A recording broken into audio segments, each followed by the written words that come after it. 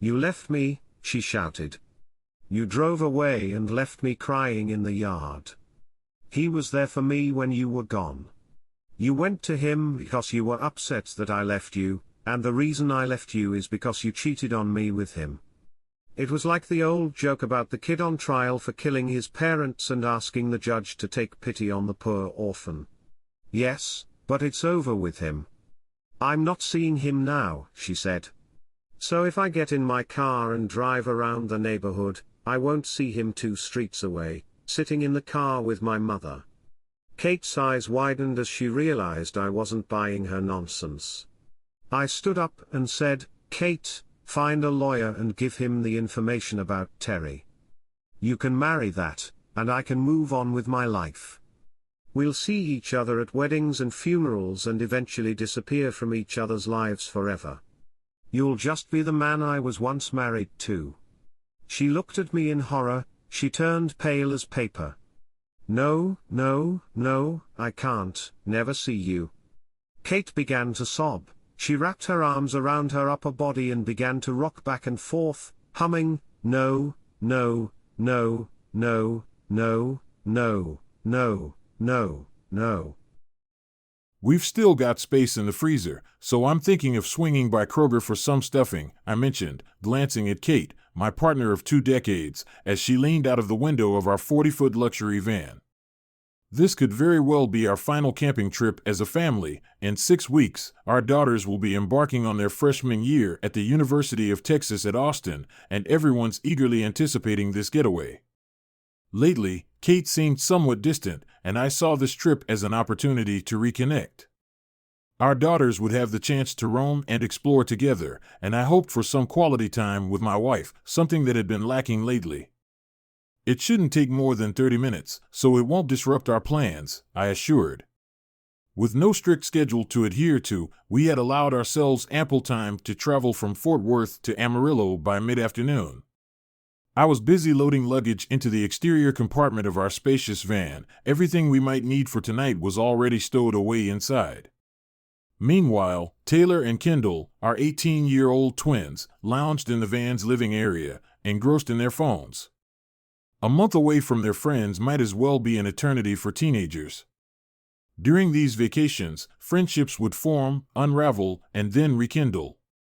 The daily drama of high school life would continue without them for a whole month, with only their cell phones serving as a lifeline to the latest happenings.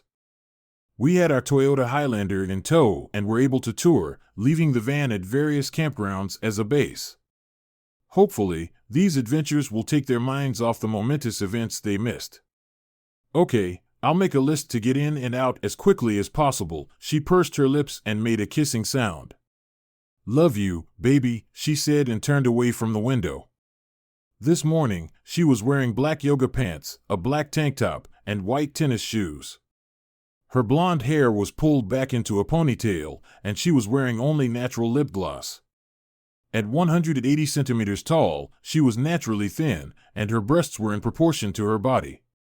Her weight was only 5 pounds more than when she started playing for the University of Texas women's volleyball team in college. She was as beautiful as a girl close to home and glowing with excitement about our upcoming vacation. When I first suggested the trip, she didn't seem to agree, but over the past few weeks, that reluctance has gone from reluctant agreement to growing excitement. It was the last time we'd taken an RV trip since the pandemic started, and the girls were almost as excited to see the southwestern United States as they were to see Disneyland when we arrived in California. Physically, they were like their mother, but they had a penchant for math and logic, and they, like their father, leaned toward the engineering profession. But first and foremost, they were teenagers looking for fun. I was just putting the last bag in the outside luggage compartment when I was startled by the screeching brakes of a red Mustang that had stopped nearly hitting the back of the van. A young guy jumped out of the car and walked briskly toward me. He looked to be in his early 20s, he had blonde hair and a blonde mustache, and he was about my height, 5 feet 2 inches, but he looked a little better than I did. He looked muscular and trim, whereas I had acquired a dad bod in the 20 years since graduating from college and getting married. I weighed 20 pounds more than I had in college and had recently started running again in an attempt to lose that weight. As he walked quickly toward me, I could see the anger on his face. "Where is she, you son of a?" he shouted at me. I took a step back, startled by his harsh tone. "Katie! Katie, come here. I'm taking you away from that cruel," he shouted. I must have looked confused and concerned that this psychopath showed up at my house, calling me names and yelling about my wife. "Who the hell are you?" I shouted at him. I braced myself for an attack in case this crazy dumbass lunged at me. "Where's Katie?" he asked again, this time with even more aggression in his voice. I started to feel sick at the thought. My daughters got out of the van, and I could tell from the position of their cell phones that they were recording. My wife stepped out of the van. She was as pale as a ghost, and shock froze on her face. She seemed unable to speak. At that moment, "Katie, let's go. I'm taking you away from that cruel. You'll never have to worry about him again." He held out his hand toward my wife. "Let go." My daughters walked over to me and stood on either side of me, wrapping their arms around my waist. "Mom, who is this guy? Why does he keep calling Daddy abusive?" Kate didn't answer Taylor's questions. She looked from the stranger to me and then back to the stranger. Her look was like a mixture of shock and fear. Her mouth was open like she was trying to speak, but nothing was coming out. "I'm Kate's fiancé," he replied to my daughter. "We're just waiting for your parents' divorce to be finalized so we can get married." I closed my eyes and exhaled slowly. I tried to focus and stay calm. An explosion wouldn't do me any good, especially with my daughters recording everything. "Mom, what is that man talking about?" Taylor said, and Kendall looked at the scene with eyes that seemed to outgrow her face. "Kate," I said softly. "Kate." She just stared at me, fear frozen on her face. "Kate," I repeated, "is it true? Do you know this guy? Are you engaged to him?" My wife just stared at me, her eyes not seeming to understand the situation. To a lesser extent, I had observed this in previous situations with Kate. "How long have you been in a relationship with my wife?" I asked the stranger. For the first time since he'd gotten out of the car, he looked unsure of himself. "In months. We started at the beginning of the school year, so he was a teacher like Kate. Given his looks, he might have been a middle school coach too," she told me. "She told me about how you manipulate her and your children, emotionally and physically abusing them. I'm here to take her away from you." "Our dad is not one of them," Kendall said. "Mom, you said those things about Dad." "Let me explain," Katie said. She was finally able to speak, and the first thing out of her mouth was an expression of crooked disgust that appeared on Taylor and Kendall's faces. "Explain what?" Taylor pounced on her mother. "Are you having sex with this guy? Are you cheating on Dad?" Tears rolled down the faces of all three women. I shook my head. No need to explain anything. I reached into the luggage compartment and pulled out Kate's suitcase. I set it in front of my wife's fiancé. "She's all yours," I said. I turned my daughters toward the van. "Let's go, girls. We can still make it to Amarillo by late afternoon." The daughters threw disapproving looks at their wife, turned their backs on her, and walked toward the van door. They turned in unison, extending their middle fingers toward their mother and her lover. Kate clutched at my arm. "Peter, please don't leave me." Despair came over Kate, and waves of it came over her lover who stood helplessly by her side. Things were not happening at all as he had imagined. He had seen himself as the white knight coming to her rescue, and now he was faced with the thought that this damsel in distress might be a dragon in disguise. "Don't leave us. I need to be away from you. I'll contact Terry and start the divorce. Get yourself a lawyer and give his contact information to Terry." Terry Carr had been my college roommate, and we had remained close friends for nearly a quarter of a century. Although he didn't practice family law, he had a lot of connections, and I knew I'd be in good hands. Kate knelt down and began to sob. An hour ago, seeing her like that would have destroyed me, and now not so much anymore.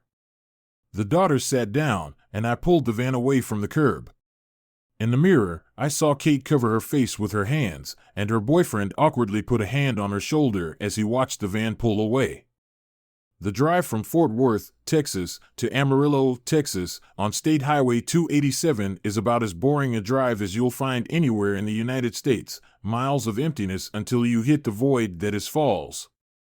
I remembered an article in an old issue of Texas Monthly magazine that caught my eye at my grandparents' house. The article listed the 10 worst occupations in Texas.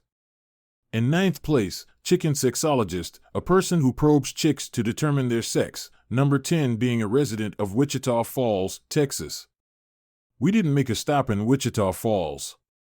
After which, Falls is Quanah, Texas. It is named in honor of the great Comanche chief Quanah Parker. He was born to a white woman who was captured as a child by the Comanches, Cynthia and Parker, and her Indian husband, Comanche Chief Peter Nakona. We had lunch in the small town and walked around the town square while I photographed the girls in front of the Quanah Parker Monument at the Hardeman County Building. Cynthia's story was the inspiration for the John Wayne movie The Searchers. Another way in which my daughters emulated me more than their mother was that we appreciated classic movies. In the weeks leading up to the trip, we watched several classic movies, including The Searchers and the Paul Newman movie Hood, filmed in Claude, Texas, which we drove through shortly before arriving in Amarillo.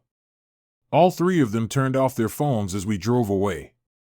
I knew one of two things would happen: either we would get a barrage of calls and texts from Kate begging us to come back for her, or there would be radio silence as she realized she was now free to leave us and her life behind and be with the new love of her life. No controlling abusive husband or daughters to burden her freedom. A boring ride like the 287 gave me plenty of time to think things over. The van, though huge, 40 feet, was a dream come true. The van wasn't actually mine. It was a joint purchase by my parents, Guy and Tony Conroy, and their best friends, Dawn and Emily Franks. My mom and Emily Franks had been best friends since 8th grade. They went to prom twice in high school and roomed together at North Texas State University in Denton, Texas. It was at NTSU that Tony Peterson met a shy law student named Guy Conroy. They dated for a few weeks, after which Guy and Tony introduced their best friend Emily to Guy's best friend. Don Frank, another law student, married Tony 2 years after graduating from law school. Guy married Tony, and Don married Emily less than 2 years after graduating from law school. Within 6 months of their wedding, both couples had healthy children, a boy named Peter after Tony's family, the Petersons, for Guy and Tony, and for Don and Emily, welcomed a beautiful blonde angel they named Catherine after Emily's mother. Catherine was inevitably shortened to Kate. Memories of Catherine began before I even knew her. There was no time that she wasn't present in my life. The first time I saw Kate naked was when we were less than a year old and our mother stuck us in the bathtub together. I still shake my head over that photo. Today, my parents would be arrested for a photo like that. We were everything to each other. There was no experience that the two of us didn't share. Every action, from the first ice cream cone to the first roller coaster ride, from the first day of school to the first kiss, to the first time we made love. We went to the University of Texas together, me in engineering and Katie in literature, and she got her teaching certificate. I took a job with an aerospace company in Fort Worth, and Kate went to graduate school at NTSU. Over the next 7 years, Kate earned her doctorate in literature, began teaching at Fort Worth Community College, and gave birth to our daughters. After Kate settled into teaching, I decided to go into business for myself. I had 6 patents from an aerospace corporation. I had hoped to take all 6 with me, but it was decided in arbitration that 2 of my patents were the product of labor and belonged to my previous employer. However, 4 of my patents were found to belong to me and were not the product of labor. I was free to use and license them as I saw fit. I licensed 3 patents and decided to open a manufacturing facility to create a 4th. Even though there were 2 of us, we were woven together as one. Together, we were better, stronger, and happier. We were meant to be together forever, until we weren't. It wasn't the first time Kate had lost her way. 5 years ago, she had a miscarriage. The pregnancy was a joyful surprise, and when the initial shock passed, we were beyond excited at the thought of a third child. Katie had been on antibiotics due to a tooth extraction, and as our doctor explained, this had most likely affected her birth control pills. Well, whatever the reason for the miracle, we were over the moon. In the 3rd month of her pregnancy, while teaching a class on gender identity in the works of Hemingway and Fitzgerald, Kate began having severe cramps. She excused herself from class, went to the bathroom, and had a spontaneous abortion in the women's restroom stall across the hall from her classroom. Repeated calls to me went to voicemail. I was in a clean testing room with no cell phone. So, she called her mother, which also went to voicemail. The next call was to her other mom, my mom. She rushed over to be there for her sister-in-law. Kate didn't see fit to call an ambulance, so when my mom found her sitting at her desk crying quietly, they went to Emily's car and drove to the hospital. The doctor told her there was nothing physically wrong with her. Sometimes, the body rejects a pregnancy. It is quite possible that there was something wrong with the fetus that caused the rejection. If she wanted to try again, there was a good chance the pregnancy would make it to term, though nothing was guaranteed. Kate didn't want to risk another pregnancy. She asked me to have a vasectomy, and I did. Our family of 4 was enough for me. But the miscarriage left Kate depressed. The happy and cheerful girl I'd grown up with was gone. All expressions of my affection were rejected. She became increasingly aloof. She wouldn't talk to me about it and would get furious when I mentioned that she needed to see a therapist. She stayed away from her friends, and her social media went silent for months. I tiptoed around her, afraid to say the wrong thing and make her mad. I talked to our moms, and they told me to give her time and she would come around, but I wasn't so sure. All of a sudden, she was better. She was texting and posting on Facebook again, and I started to see glimpses of the old Kate. Just when I thought things were getting better, one Saturday afternoon, Kate came running through the front door, screaming for Taylor and Kendall. She was almost frantic, her eyes were wild, and she was in a panic. "What's the matter, Kate?" I asked. I grabbed her shoulders to calm her down. "What's going on? Why are you looking for the girls?" "I have to see them. I have to explain something to them," she said, looking in all directions, but not at me. At that moment, my daughters entered the house and approached her.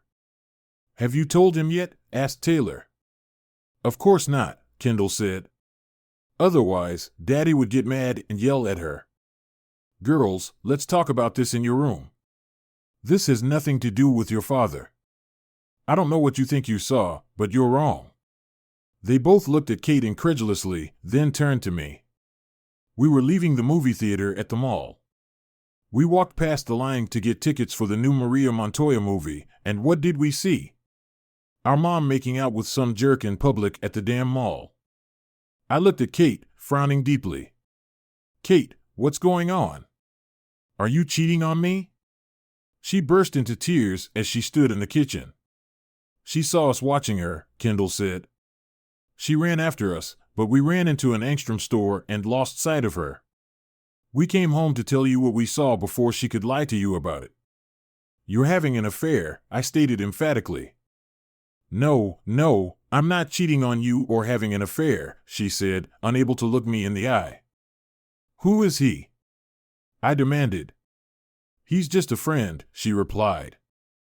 "I want a name," I said firmly. "I want to know which of your friends thinks it's okay to kiss my wife." "I won't tell you," Kate said. "I'll tell him it can't happen again. We can be friends, but it can't happen again. You tell me who he is right now, or next time I'll be talking to you in divorce court," I warned. Kate turned pale and opened her mouth in shock. "You can't be serious. You're divorcing me because of a friendship that's gone too far," she exclaimed. "Check me out," I said. "Go ahead, test me. Refuse to tell me his name and see what I do." She broke down and gave me his name, Kevin Saunders, an adjunct professor at her college. He had become a sympathetic shoulder for her to cry on, which led to inappropriate conversations, texting, and even sending topless photos, thankfully faceless. I told her to pack her things and go to her parents' house. I didn't want to be around her now or for the foreseeable future. Kate was crying too hard to drive herself, so I dropped her off. Frank was working in his yard and had to know something serious had happened. His crying daughter had just been dropped off with an overnight bag, and her husband, who was like a son to him, drove off with barely a wave of his hand. To her credit, Kate was honest with her parents. When my parents were called to their house, she was honest and apologized to them as well. She emphatically stated that kissing was something that went farther than that. When asked how far it would have gone if the girls hadn't spotted her at the mall, Kate looked concerned. I hope nothing would have happened. I hope I would have come to my senses and realized I was walking down a dark road with no good ending. I just thank God that the girls saw me and put an end to everything, she said. Kate hadn't deleted any of their messages, and those messages confirmed that they hadn't had sex yet. I had no illusions. If she hadn't been found out, she would have slept with him. I had previously treated infidelity issues with a certain amount of innocence, but I quickly became well-versed in the subject. I became a regular visitor to some of the internet forums dedicated to infidelity and cheating. I learned a whole new vocabulary instead of acronyms and abbreviations: AP, cheating partner; BS, betrayed spouse; WW, unfaithful wife; WH, unfaithful husband; OBS, other betrayed spouse. Day 1 is the day you found out about the infidelity. Day 2 is your second today, which usually comes from the truth leaking out because your WW is not telling you the whole story, as he is in self-preservation mode. So, you do a 180, which is a form of communication that is 180 degrees different from your normal lovemaking. There is no irrelevant chit-chat, only matters related to the house or the kids are discussed. The goal is to get you out of infidelity either through reconciliation or divorce. Then there were other sites supporting adultery that used acronyms such as married man. The secrecy of the affair was hidden by adhering to OPC, operational security, as if the secrecy and deception required to cheat and betray a trusting partner were a CIA craft. But I get it. I saw no signs of Kate's emotional affair and was thankful it hadn't escalated into a physical affair.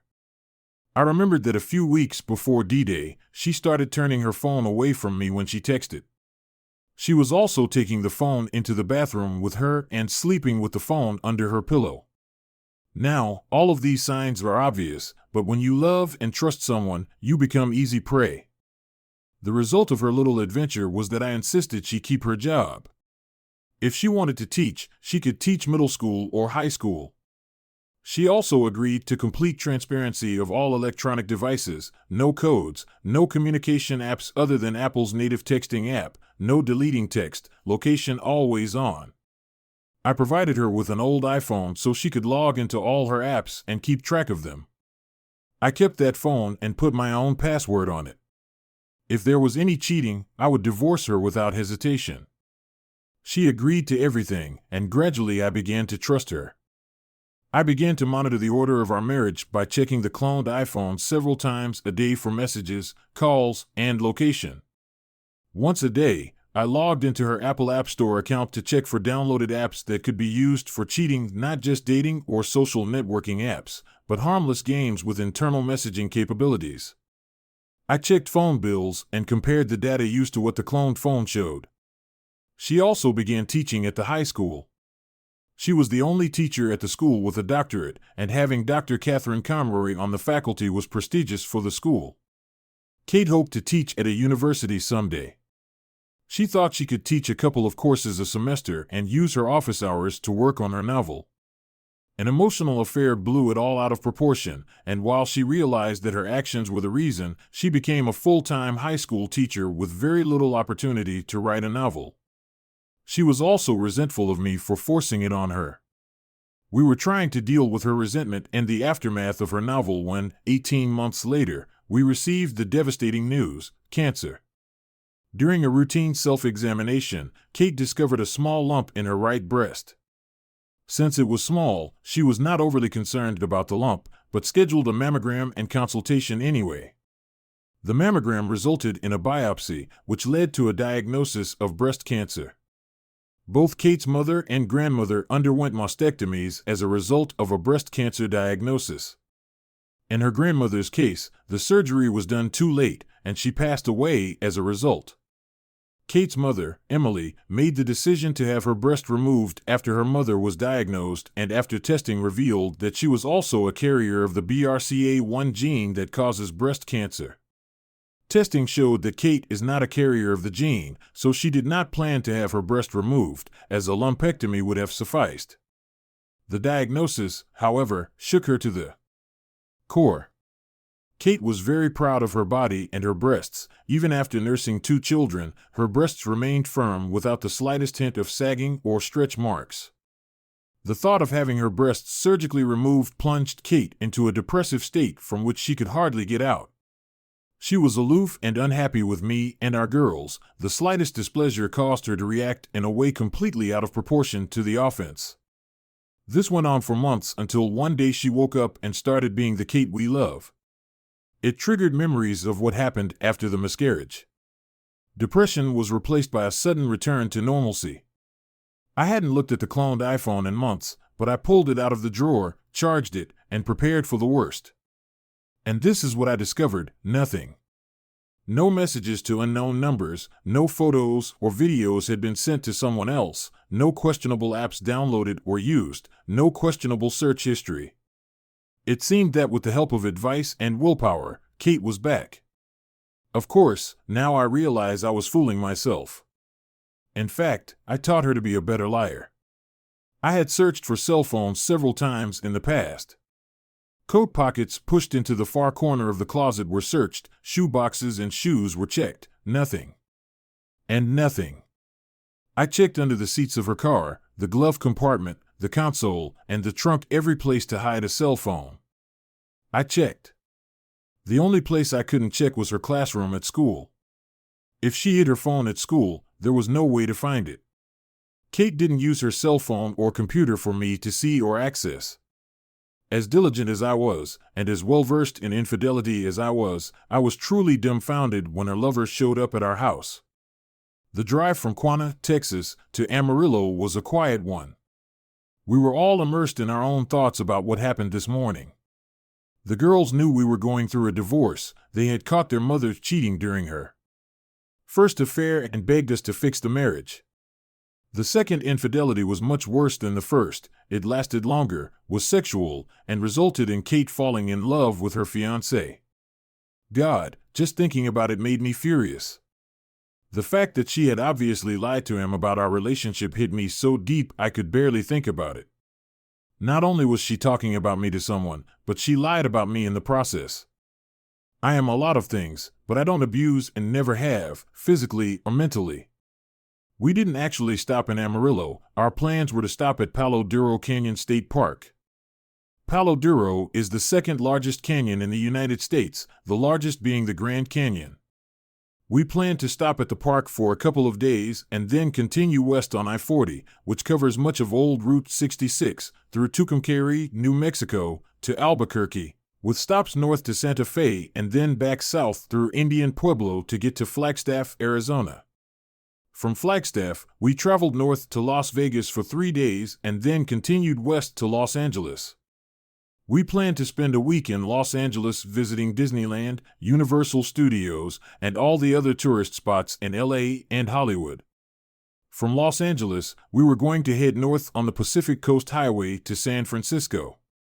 We were going to spend a few days in the area, checking out Fisherman's Wharf, and now that the girls had turned 18, Napa and Sonoma Valleys. From there, we would take I-80 highway through Salt Lake City, Cheyenne, then through Nebraska and Iowa to our next major stop, Chicago. We planned to stop in Chicago for a few days to browse the stores on Michigan Avenue and watch the Cubs play at Wrigley. We had budgeted a maximum of 5 days in Chicago, but if we thought it was rough, we could leave earlier. From Chicago, we headed south to Nashville for a couple of days, then Memphis for a day or so. I wanted to see Graceland, and after seeing the movie Elvis and Austin Butler's performance as the king, the girls were totally on board with that too.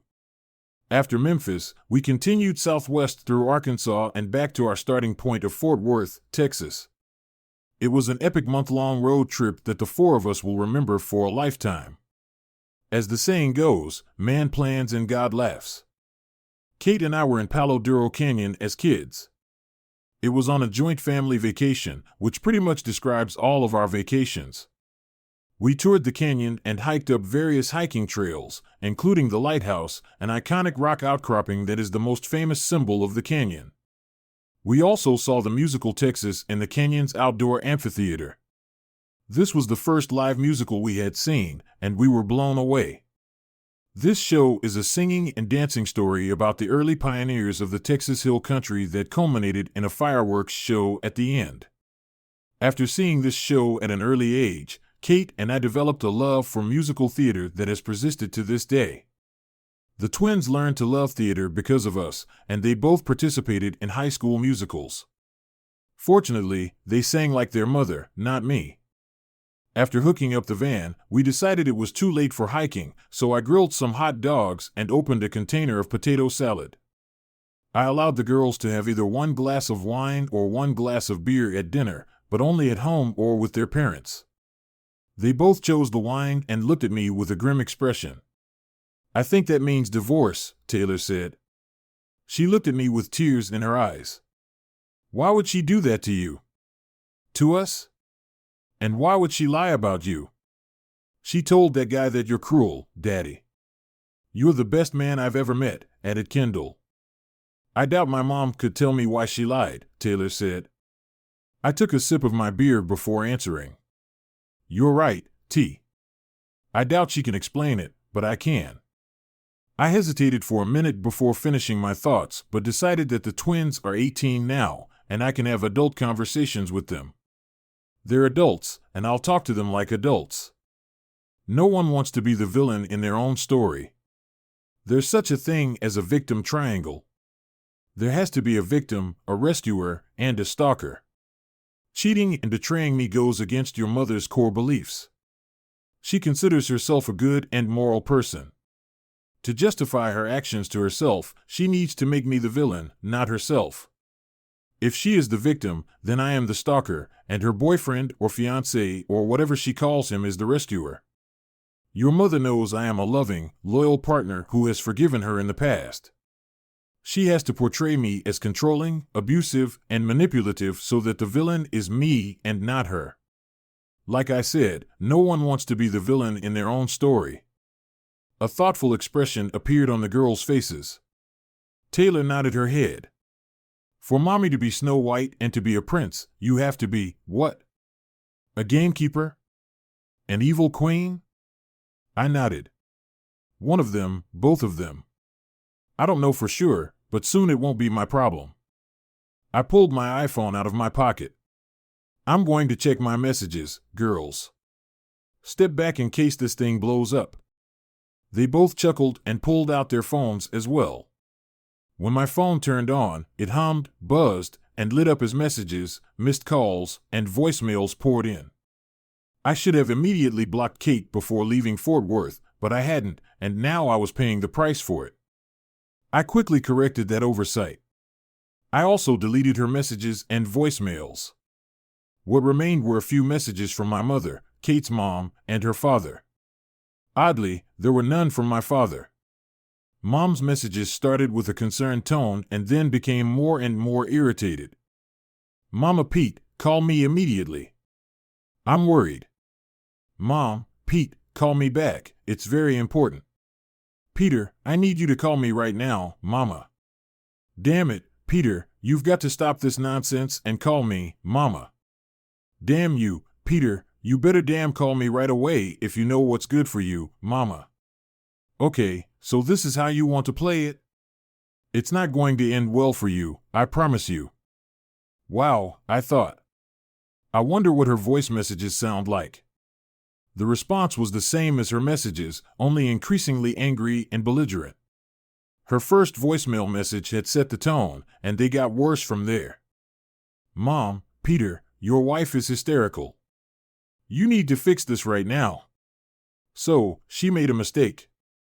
You need to put your ego aside, put your pants on, and take care of your wife.